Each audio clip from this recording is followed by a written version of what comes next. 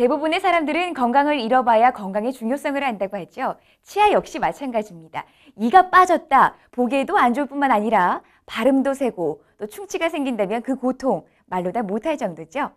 그런데 치아가 빠진 것도 아니고 충치로 고통스러운 것도 아닌데 원망을 듣는 치아가 있습니다. 네, 바로 사랑니인데요. 오늘은 사랑니에 대해서 좀 더 알아보겠습니다. 타임치과의 양찬영 원장님 나오셨습니다.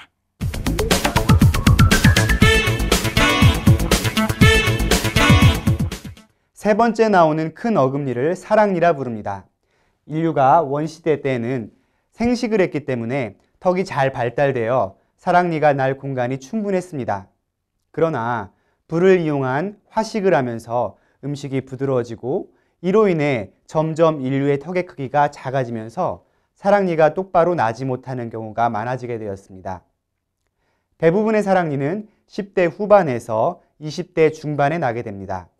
사랑을 할 나이에 나온다고 해서 이름이 사랑니가 되었습니다. 외국에서는 사랑니를 현명해지는 나이에 나온다고 해서 위즈덤 투스라고 부르기도 합니다. 네, 사실 주머니도 넉넉지 않은데 이빨까지 썩네, 또 사랑니가 나네. 그렇게 되면 것보다 덜컥 나기 쉽거든요. 진료비가 한두 푼 드는 것도 아니고요. 그런데 문제는 돈도 돈이지만 나중에 오는 그 고통, 이건 더 무섭거든요. 무조건 빼자니 돈이 울고 또 안 빼자니 내가 울게 생겼고 사랑니, 이거 안 뽑으면 안 되는 건가요? 사랑니 발치는 의료보험 적용이 되기 때문에 진료비가 많이 나오지는 않습니다. 진료비 걱정은 크게 하지 않아도 되겠습니다. 결론부터 이야기하자면 무조건 뽑아야 하는 것은 아닙니다. 하지만 대개의 경우 뽑아야 되는 경우가 많습니다.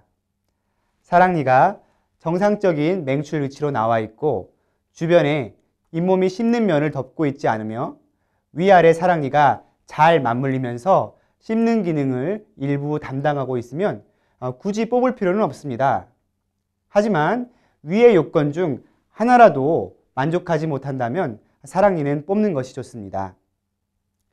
사랑니가 누워서 난 경우 음식물이 많이 끼거나 칫솔질이 잘 되지 않아 사랑니 주위 잇몸에 염증이 자주 생길 확률이 높습니다.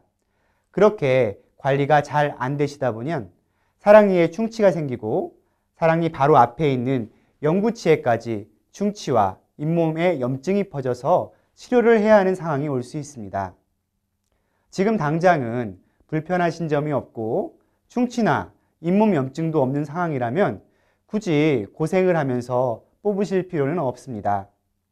하지만 사랑니가 똑바로 나아 있지 않기 때문에 언젠가는 위와 같은 문제가 발생되어 고생하실 수 있으니 사랑니 주변을 잘 관리하시고 혹시 통증이 있으실 경우 바로 치과에 내원하셔 검진을 받으시고 뽑아야 되는지에 대한 여부를 전문의 선생님과 상담 받으시는 것이 좋겠습니다. 학교 다닐 때 문제 학생이 반드시 가는 곳이 상담실이었는데요. 문제 치아, 일단 상담부터 받아야겠네요. 뽑아야 한다는 건 결론이 났습니다만 그럼 어떻게 뽑아야 될 것인가? 이 문제는 다음 시간에 선생님 모시고 직접 말씀 나눠보죠.